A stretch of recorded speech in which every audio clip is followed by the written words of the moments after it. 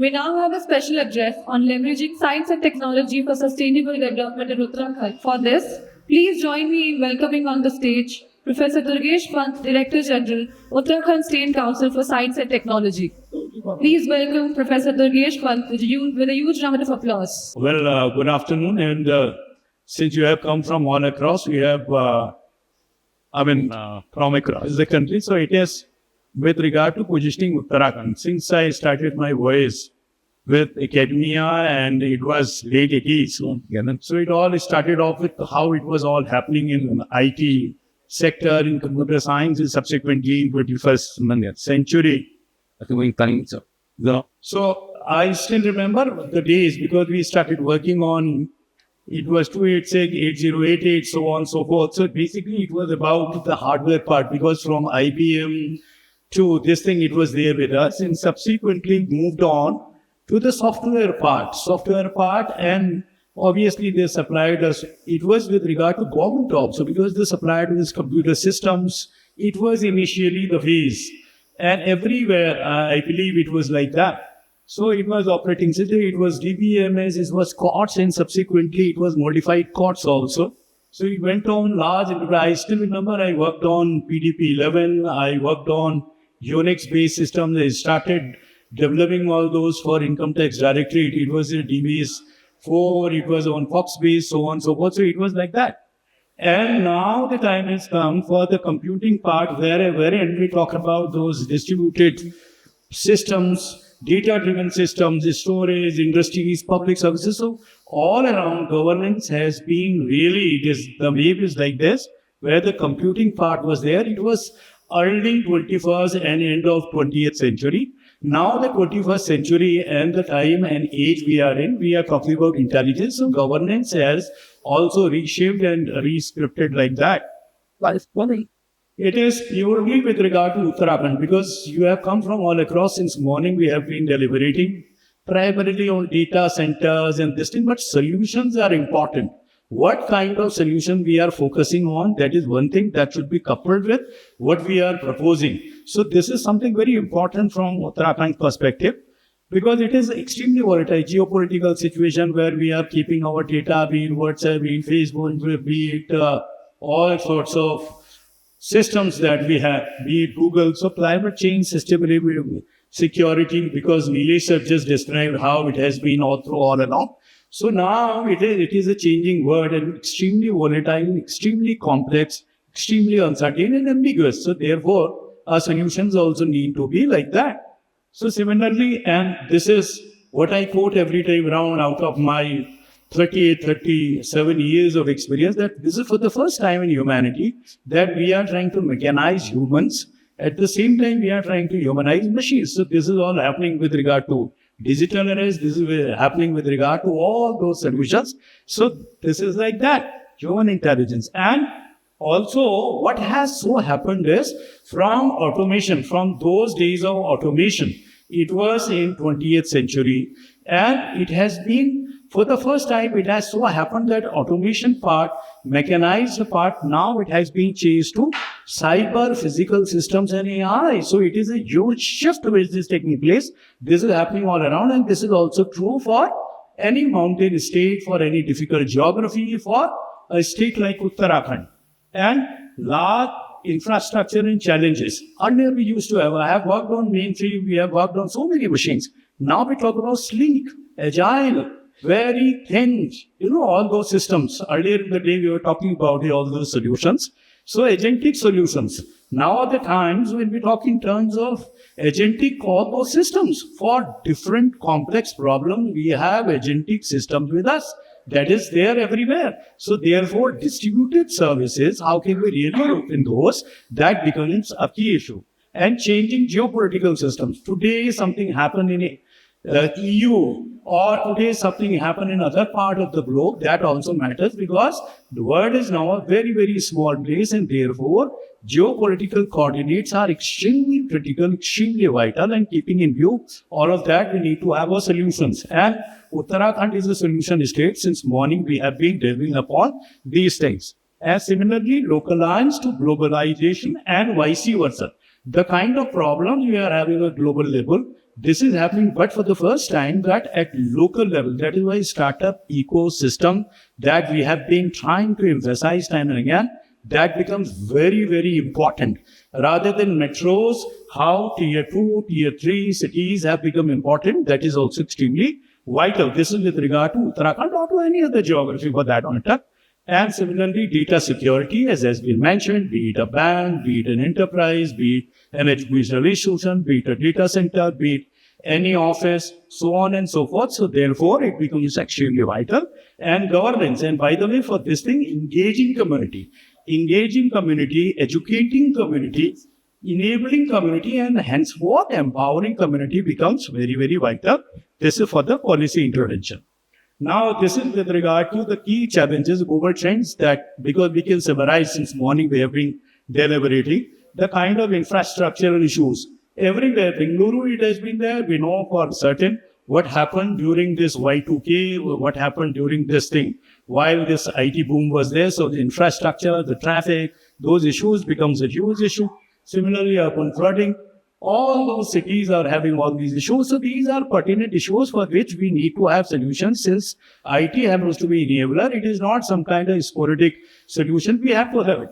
Similarly, high time state, and therefore all these multinationals and also your organization, they are advocating in terms of having, work from home. So home, small office, home office. That is a possibility, the kind of homestays we are having out here, the kind of connectivity. So that is a plausibility. Similarly, talent repurposing, realignment. We are having host of institutions, lakhs of students are coming out, but it so happens that it is typically stereotyped. The kind of solution which is required, that got to be again addressed. And similarly, this realignment and repurposing of that talent pool, human capital, is very important. Geopolitical instability again is an issue, and environmental stress. Water, pollution, rising temperature all around everywhere, be it a data center, be it anything. These are key issues. Structural, earlier we used to have, be it a fault, be it a failure, be it a defect, for all those fixing problem, it used to be there. Now we know in this AI and agentic type, these are different. Outsourcing managed services, especially global capacities, and therefore global capacity centers, these have become a reality now. Earlier on, it was not like that. It can be anywhere in any part of the world.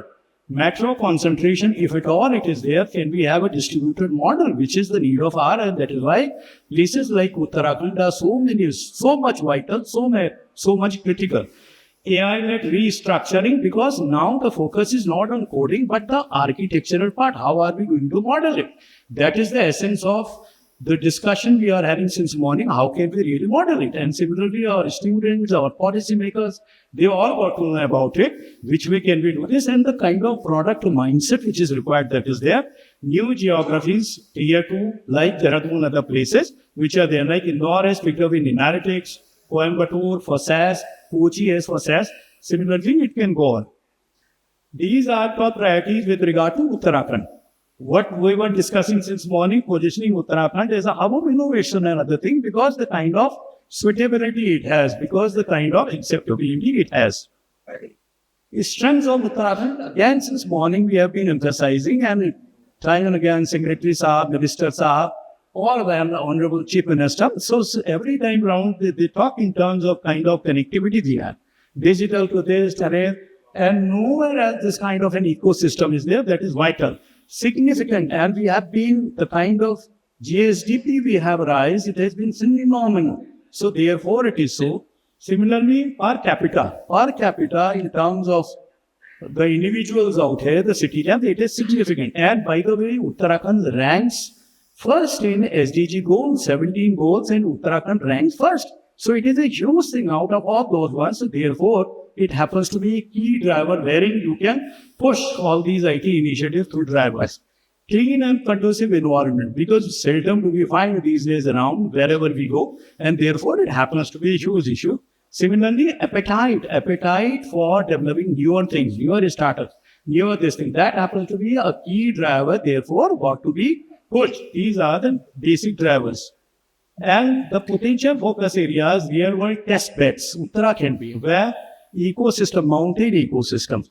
25% of world geographies, those are mountain based. Himalayan, again, It is a huge central Himalayan region. Therefore, Himalayas, mountains have typical geography, terrain, specific problems. For that, we need solutions. And the government of India, to all around everywhere, we are trying in terms of having solution for this. And therefore, climate change, the top issue across the world, it is this sustainability.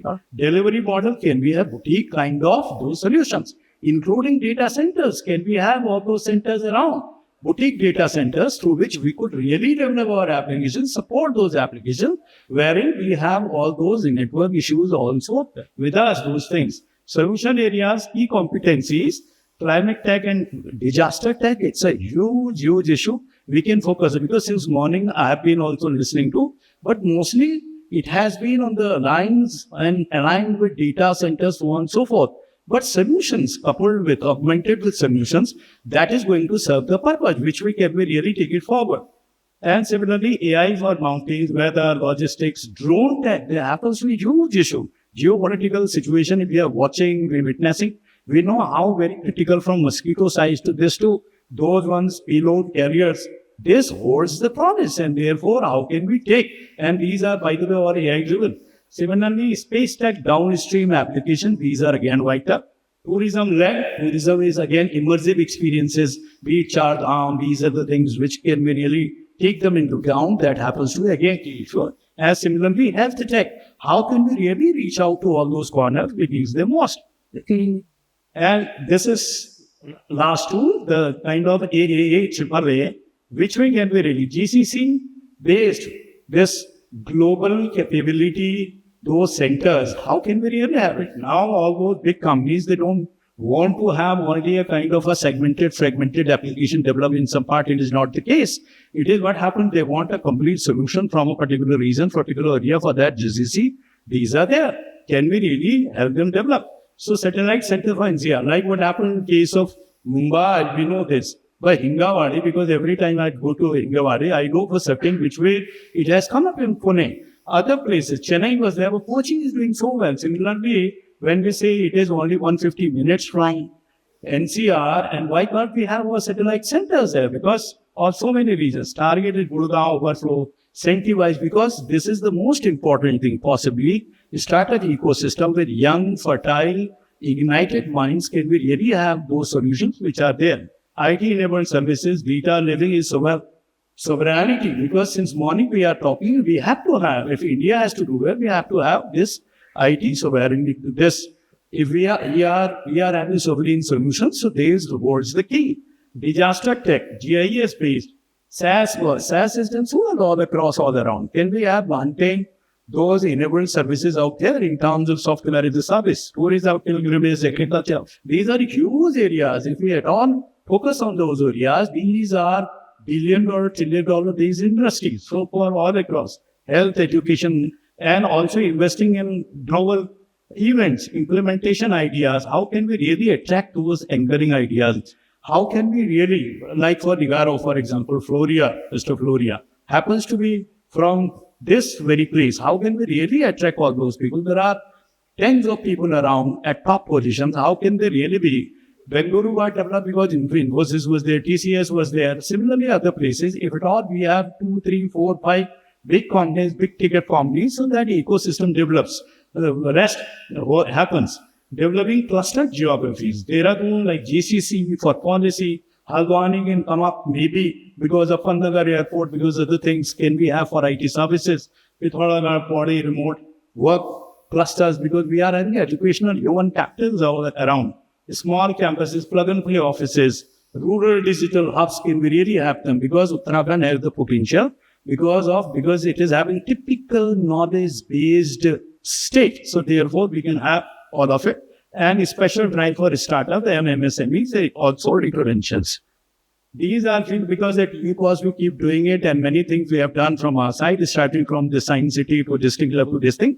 Basically, these are all enablers. Wherein we are not only AI, we can not only other technologies, semiconductor, electronics, but it is not merely science tech, this thing, but it is an entire ecosystem development of this state. This is what we did with Principal Scientific Advisors Office, and also with ISRO, we developed this 200 about layers, and this is for governance, this is the first time. This has happened, but for the first time in the country that a district is having such a comprehensive one. It is a smaller one. At the moment, it is having an AI chatbot. But subsequently, it can come up with, there can be n number of solutions for this. Similarly, with regard to remote villages, it has been like that has been done. This is because Secretary Saab this morning he referred to this thing. This is typically AI-driven applications that space applications develop. We are having different state assets of the government spread across, whether there is any encroachment or not. So for that, we need to those AI-based and convolutional neural network, those algorithms. This was one was UNAT, one was Elmora, and through that segmented imaging, we could find out by the time we have already issued more than 66,000 alerts, and this has really helped the state in terms of knowing where the encroachment is and how can we rid of those ones. So therefore, AI implementation at a state level, governance level is also possible. This is just an illustration to give an idea that things are doable, things can be from our side we can propose, and things do happen. So these are various applications those have been done with regard to those encroachment Uttarakhand asset management system. It has already been developed, and this can be replicated further, this can be extended further, and therefore technology in its manifestation is out there at governance level also, from science and tech point of view, because at governance so many applications are already there, but this is also in demonstration and in full swing in an application part. Thank you very much if at all there is something. Thanks, sir. Thank you so much, sir.